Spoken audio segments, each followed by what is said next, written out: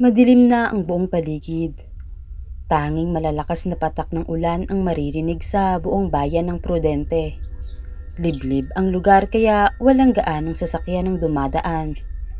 Isang madre ang naglakad dala ang itim na payong at maliit na maleta.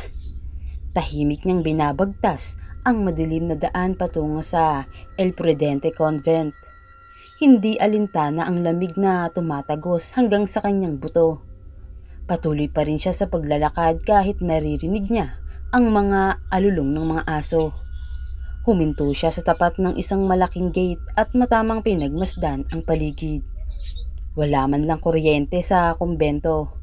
Tanging mga gasera ang natatanaw niya na nagsisilbing ilaw. Pinatunog niya ang may katamtamang laki na kampana na nakasabit sa may gate. Napapitlag ang guard na nakaidlip sa may guardhouse. Sinilip niya kung sino ang nagpatunog ng bell. Agad niyang pinagbuksan ang isang madre na nakatayo sa may gate. Magandang gabi, sister. Tumuloy po kayo. Magandang gabi din sa'yo.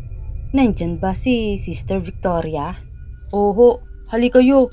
Ihahatid ko na ho kayo sa opisina niya. Naunang naglakad ang guard papasok sa kumbento. Dumiretso sila sa opisina na sinasabi ng guard. Kinatok niya ito at agad namang pinagbuksan ng nasa loob. Isang madre na may katandaan na ang nagbukas ng pinto. Magandang gabi, Sister Victoria. Ako si Sister Shawi Villarba. Ako ang pinutol ni Sister Victoria. Ang iba pa sanang sasabihin nito. Shh! Alam ko kung sino ka. Natanggap ko ang telegrama mula sa San Jose Convent. Sige na, Romeo. Iwan mo na kami at pakitawag na rin si Sister Irene. Halika, Sister Shawi.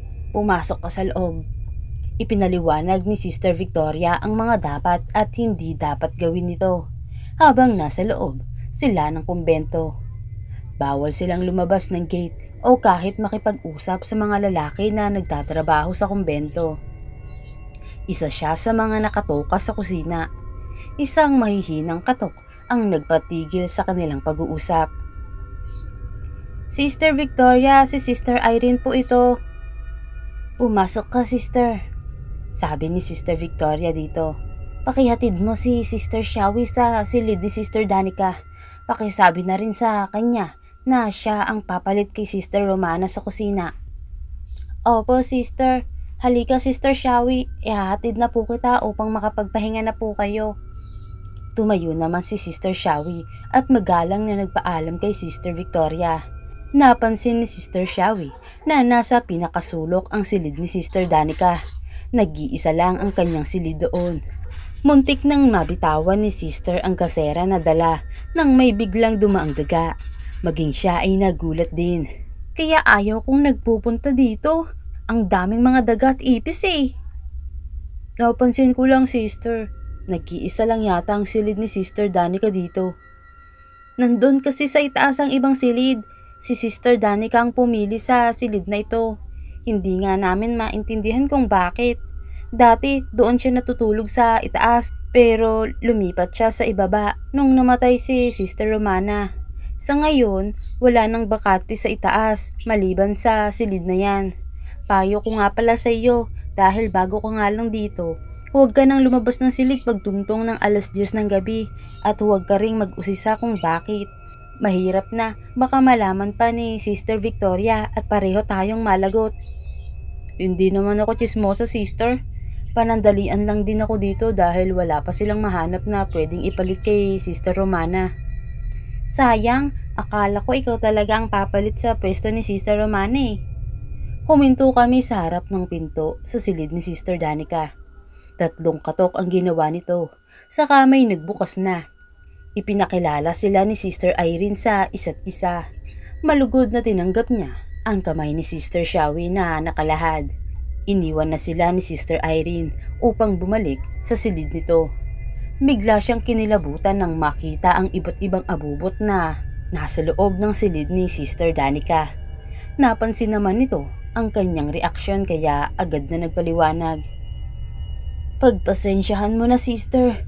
Proteksyon natin yan para hindi tayo pasukan ng mga demonyo. Diyan ka sa kabilang kama. Heto nga pala ang kumot at unan mo. May kulambo din, baka nais mong gamitin. Salamat, Sister Danica. Bakit po, Sister? Pinamumugaran ba ang lugar na to ng mga demonyo? Oo, marami sila. Nagkalat at nagmamasid. Naghihintay ng mabibiktima upang maibsan ang pagkalam ng kanilang sikmura. Mag-iingat ka palagi. At huwag mong kalimutang magdala ng bendita. Mahirap na, baka ikaw ang susunod na malinlang nila. Anong ibig mong sabihin, Sister? Wala, matulog ka na dahil maaga pa tayo bukas. May mga pakakainin pa tayo sa bodega. Napakasungit pa naman ni Sister Victoria.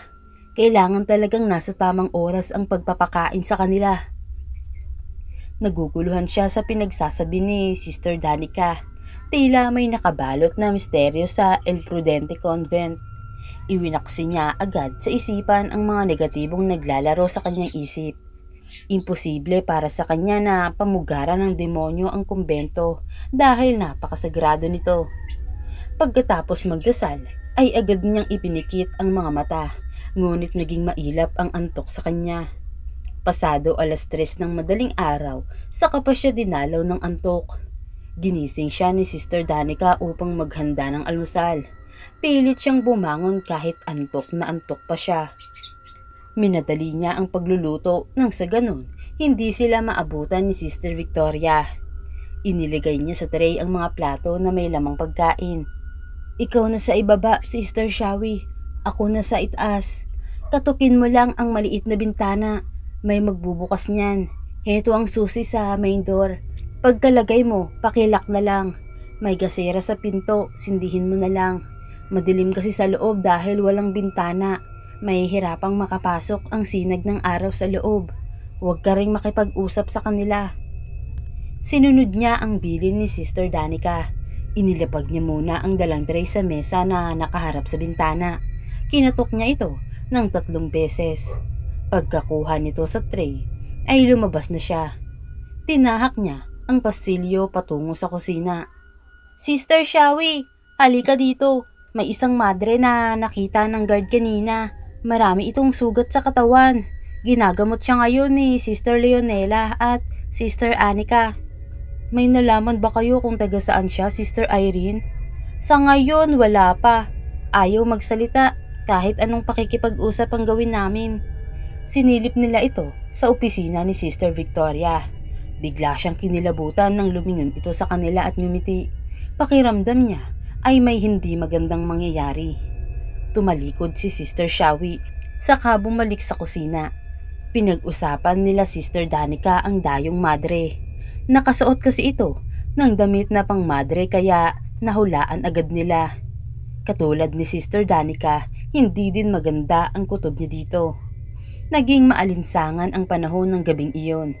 Kumuha siya ng pumaypay upang maibsan ang alinsangan na kanyang naramdaman. Maya-maya, may naamoy siyang mabaho na parang naaagnas na bangkay, na para ding mabahong ipot ng manok. Naamoy mo ba ang naaamoy ko, Sister Danica? Sumenyas ito na huwag maingay at makiramdam lang sa paligid. Ibinigay nito ang dinikdik na bawang at asin sa kanya. Teka, Sister Danica, anong gagawin ko dito? At saka, bakit may ganito ka sa silid mo? Mabuti na iyong nakakasiguro tayo. Matagal nang may aswang dito. Si Sister Romana ang huling biktima ng aswang. Naririnig nilang nagsigawan ang mga kasama nilang madre sa labas, humihingi ng saklolo. Dahan-dahang pinihit niya ang doorknob. Walang ingay silang naglakad patungo sa pinagmulan ng sigaw. Umakyat sila sa itaas upang tignan kung ano ang nangyayari. Nagimbal sila sa nakita. Nagkalat ang maraming dugo sa sahig at may nakatayong nakakatakot na nilalang. Nakasuot ito ng pangmadre at may kapang itim. Sa malamlam na sinag ng gasera, napansin niya ang mahabang kuko ng nilalang. May matatalas na pangil din ito at mapupulang mata. Mabalasik ang titig na ibinigay nito sa kanila. Susunggaban sana siya nito pero hinampas ito ni Sister Victoria ng krus. Umatungal ang halimaw nang maramdaman ang hapdi sa kanyang balat. Ibinaling nito ang atensyon kay Sister Victoria at walang awang ginutay-gutay ang katawan nito. Pinagpiestahan ng aswang ang katawan ni Sister Victoria. Nilalapa hanggang sa mawakwak ang tiyan nito. Kinain nito ang lahat ng mga laman loob ng kawawang madre. Sindak na sindak sila na nakatingin sa ginawa ng aswang. Umiiyak na silang pareho dahil sa takot. Tumakbo sila pababa upang lumabas ng kumbento pero nakalak ang lahat ng pinto. Napatigil sila nang mapasigaw si Sister Danica at agad tumakbo patungo sa kusina. Nadatnan nila si Sister Irene na nanginginig na nagdarasal. Hawak-hawak nito ang rosaryo at tabak. Umalis na kayo dito! Walang hiya ang madre na yan! Siya na nga yung tinulungan tapos bibiktimahin pa niya tayo. Heto ang susi. Kailangan niyong makalabas upang makahingi ng saklolo. Sige na, magmadali na kayo. Paano ka? Sumama ka na sa amin, Sister Irene. Wika ni Sister Danica na natatakot na din. Huwag niyo akong alalahanin. Sarili niyo ang dapat niyong isipin. Sige na, dali. Umalis na kayo. Lalabas na sana sila sa kusina, ngunit biglang humarang ang aswang. Napaatras sila nang masilayan ang halimaw. Akmang sasakalin nito si Sister Shawi, pero sinaksak ito ni Sister Irene ng tabak. Mas lalong nagalit ang aswang sa ginawa nito. Umatungal muli ito ng malakas, saka sinakmal niya si Sister Irene sa leeg. Gamit ang matutulis na kuko, binalatan siya ng aswang hanggang sa lumitaw ang buto niya. Para siyang hayop na kinatay at napapalahaw ng iyak. Ang huling nakita ni Sister Shawi ay ang pagdukot ng halimaw sa mga mata ni Sister Irene at kinain ito. Nanginginig ang mga kamay na binuksan nila ang pinto. Agad silang tumakbo pagkalabas. Tumakbo sila patungo sa gate, ngunit natalisod si Sister Danica. Muli niya itong binalikan at tinulungang makatayo. Malapit na sana sila sa gate, ngunit biglang hinarang sila ng aswang. Nakalabas na pala ito ng kumbento nang hindi nila namamalayan. Tumutulo ang laway at galit ang mapupulang mga mata nito na nakatingin sa kanila. Humakbang sila paatras, pero sa isang iglap ay nasunggaban niya si Sister Shawi. Sumisigaw ito hanggang sa mapaos ang boses niya at ganun din si Sister Danica. Pilit na kinapa ni Sister Shawi ang kanyang bulsa. Nang makapanan niya ang bawang, ay agad na isinaboy niya ito sa mukha ng aswang. Nabitawan siya nito kaya agad nilang kinuha ang pagkakataon na makalabas sa gate. Nadaanan nila ang guard na wala na ring buhay at wakwak na din ang tiyan. Umiiyak ang dalawa sa kalunos-lunos na sinapit ng kanilang mga kasama. Malapit na sana nilang mabuksan ang gate, ngunit nahila ng aswang ang buhok ni Sister Shawi. Bitawan mo siya, halimaw! Heto, tanggapin mo! Isinaboy ni Sister Danica ang lahat ng asin at mga diniktik na bawang sa halimaw. Nagdasal ito at humingi ng gabay sa poong may kapal. Mahigpit niyang hinawakan ng rosaryo at taimtim na nagdasal. Ganon din ang ginawa ni Sister Shawi kahit na sobra na itong nahihirapan sa mga sugat na kanyang natamo. Pakiramdam niya, anumang sandali ay bibigay na ang kanyang katawan. Marami na ring dugo ang nawala sa kanya. Panginoon, ikaw na po ang bahala sa amin. Ang iyong kagustuhan ang masusunod. Umiiyak na bigkas niya sa mga kataga. Nakapikit pa rin sila, pareho ni Sister Danica. Ilang ulit nilang dinasal ang I believe in God, Our Father, Hail Mary at Glory be. Naramdaman niya ang matalim na kuko ng halimaw sa kanyang tiyan. Sister Danica, iwan mo na ako. Iligtas mo na ang iyong sarili. Ang Diyos na ang bahala sa buhay ko. Puntahan mo ang San Jose Convent at ipaalam mo kay Father Brooke ang nangyari dito. Sige na, alis na! Patawad, Sister Shawi! Patawad! Umiiyak na nilisan ni Sister Danica ang El Prudente Convent. Isa lang ang halimaw at marami ang mga madre. Marami silang tagasunod sa utos ng Panginoon pero bakit mas nanaig ang kasamaan kaysa sa kabutihan? Naghihinagpis na tanong niya sa sarili.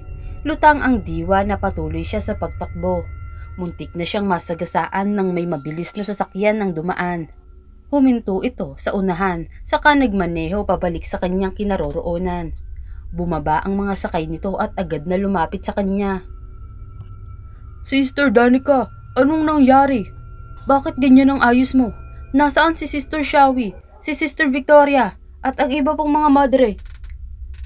Father Brooke, patay na sila. May halimaw na nakapasok sa kumbento. Pinatay silang lahat tulad ng nangyari kay Sister Romana. Maria Santissima, halika, pumunta na tayo doon. Magmaneho ka na, Sister Mingay. Kailangan maabutan natin ang halimaw na yon. Tahimik na ang buong paligid pagdating nila. Wala na si Sister Shawi at ang halimaw sa pinag-iwanan ni Sister Danica. Naggalat ang mga bangkay sa labas at loob ng kumbento. Pinuntahan nila ang bodega kung saan may 3 lang madre ang ikinulong dahil sa parusa. Nakita nilang bukas na ang pinto ng bodega. Tinawag ni Father Brooke ang mga ito pero walang sumasagot. Pumunta sila sa itaas at halos hindi na nila makilala ang mga bangkay dahil sa maraming kalmot at nakalabas pa ang mga laman loob ng iba. Muli sana silang lalabas nang biglang lumitaw si Sister Nora, ang isa sa mga madre na nakakulong sa bodega dahil sa salang pakikipagrelasyon. Ibinalita nito na kasalukuyan nilang ginagamot si Sister Shawi sa maliit na chapel. Mabuti na lang at nalaglag ni Sister Shawi ang susi sa bodega kaya nagawa nilang sungkitin ito sa pamamagitan ng patpat. Napatay nila ang halimaw gamit ang punyal na nakita nila sa katawan ni Sister Irene. Sunog ang katawan ng aswang nang madaanan nila ito patungo sa chapel.